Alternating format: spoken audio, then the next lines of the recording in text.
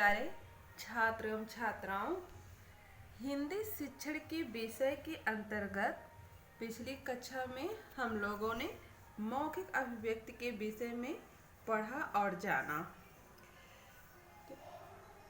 आज हम लोग लिखित अभिव्यक्ति के विषय में पढ़ेंगे। तो अब शुरू करते हैं।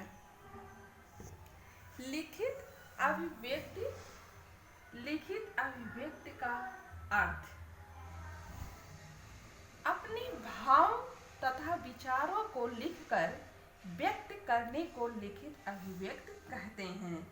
लिखित अभिव्यक्ति हम किसे कहते हैं?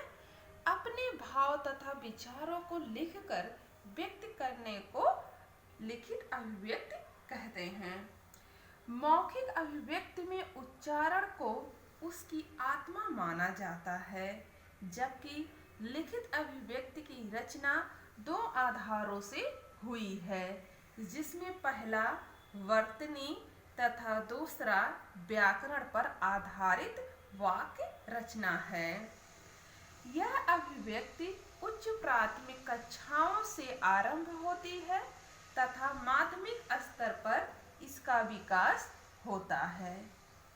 लिखित अभिव्यक्ति के साधनों में पत्र लेखन, निबंध लेखन, आत्मकथा लेखन, कहानी लेखन, नाटक लेखन, कविता लेखन आदि आते हैं।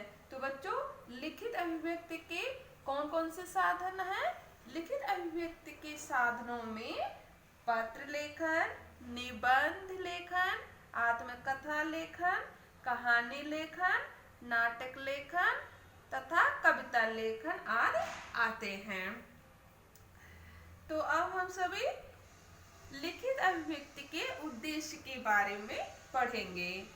जैसा कि पहला है, विद्यार्थियों में शब्द ज्ञान कोश में वृद्धि। दूसरा है, वर्तनी वाक्य रचना तथा विराम चिन्हों का ज्ञान। तीसरा है, बच्चों में लेखन के प्रति उत्साह का संचार। चौथा है, चिंतन व मनन करने में उपयोगी। पांचवा है, साहित्य के कोश में वृद्धि। छठा है, बौद्धिक तथा मानसिक विकास में सहयोगी। सातवां है, विभिन्न देशों तथा विभिन्न समाजों से संपर्क। आठवां है, विश्व के ज्ञान विज्ञान में परिचय। तो बच्चों, ये हमारे लिखित अभिव्यक्ति के उद्देश्य हैं। ये हमारे 8 लिखित अभिव्यक्ति के उद्देश्य हैं। तो हम लिखित अभिव्यक्ति का महत्व पढ़ेंगे। क्या पढ़ेंगे बच्चों? लिखित अभिव्यक्ति का अब हम महत्व पढ़ेंगे। जैसा कि मानवीय विचारों की अभिव्यक्ति अस्थायी रहे तथा अन्य व्यक्ति इसका अनुसरण कर सके, इसलिए लिखित अभिव्यक्ति अत्यंत महत्वपूर्ण है। मानव अपने विचारों, अनुभवों तथा कल्पना को लिखित अभिव्यक्ति द्वारा चिरकाल यानी प्राचीन काल में संचित करता आ रहा है, जो ज्ञान के भंडार के रूप में ग्रंथों में सुरक्षित है। विद्यार्थी की शैक्षिक योग्यता का मूल्यांकन भी लिखित अभिव्यक्ति के द्वारा संभव होता है। तो बच्चों, अब हम पढ़ेंगे लिखित अभिव्यक्ति की शिक्षण विधियां। लिखित अभिव्यक्ति के अंतर्गत हम कैसे शिक्षण विधियों का प्रयोग करेंगे। जैसा कि पहला है, अनुकरण विधि, मॉन्टेसरी पद्धति, चित्र विधि, पढ़ो फिर लिखो विधि, रचनात्मक विधि। तो हम पहला अनुकरण विधि के बारे में पढ़ेंगे। अध्यापक श्यामपट्ट अथवा कॉपी पर अक्षर लिखकर बच्चों से अनुकरण द्वारा उन अक्षरों को लिखने को कहता है। अनुकरण विधि में क्या है बच्चों? जैसा कि अध्यापक श्यामपट्ट अथवा कॉपी पर अक्षर लिखकर बच्चों से अनुकरण द्वारा उन अक्षरों को लिखने को कहता है। उसके बाद है मॉन्टेसरी पद्धति। इस पद्धति में प्लास्टिक गत्ते लकड़ी से निर्मित अक्षरों को दिखाकर बच्चों को पढ़ने व लिखने का अभ्यास कराता है। उसके बाद है चित्र विधि।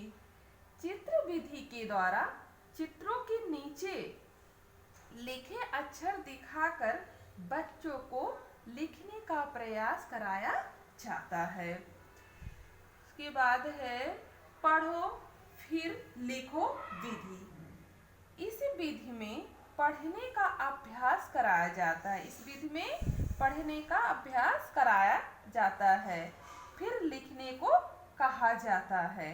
बच्चों की समझ पूरा वाक्य लिख कर रख देते हैं। बच्चों की समझ पूरा वाक्य लिख कर रख देते हैं, फिर एक एक शब्द को देखकर वह लिखता है, फिर वाक्य से मिलाकर देखता है और अशुद्धियों को वो सुधारता है। रचनात्मक विधि।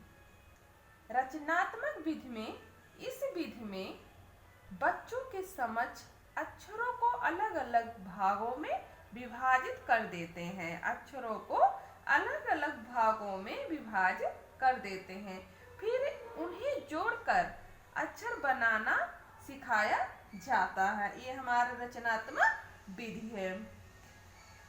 अगला है सुलेख सिखाना। सुलेख कैसे सिखाया जाता है? सुलेख सिखाना। इसमें पहला है उपयुक्त वातावरण। बच्चे को उपयुक्त वातावरण में बच्चों के बैठने का स्थान स्वच्छ, हवादार तथा प्रकाशमान होना चाहिए। बच्चों को बैठने का स्थान स्वच्छ, हवादार तथा प्रकाशमान होना चाहिए।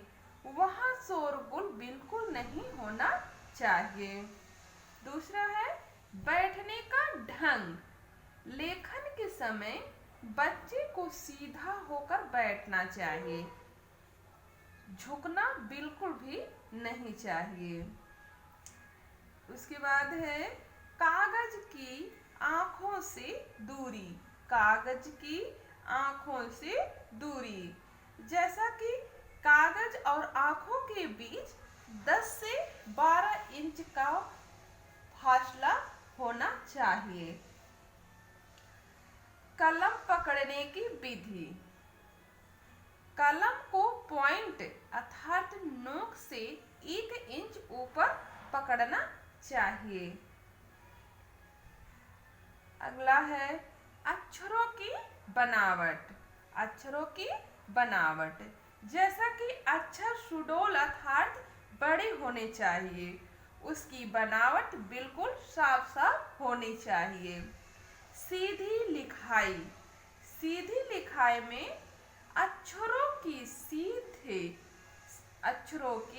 सीध ऊपर से एक जैसी होनी चाहिए, यानी सीधा सीधा होना चाहिए, ऊपर नीचे नहीं होना चाहिए।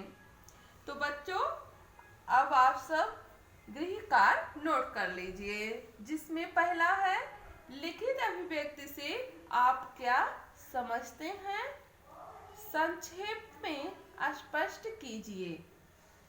लिखित अभिव्यक्ति के महत्व को स्पष्ट कीजिए तथा शिक्षण विधियों का वर्णन कीजिए। दूसरा है लिखित अभिव्यक्ति के उद्देश्य बताइए। धन्यवाद।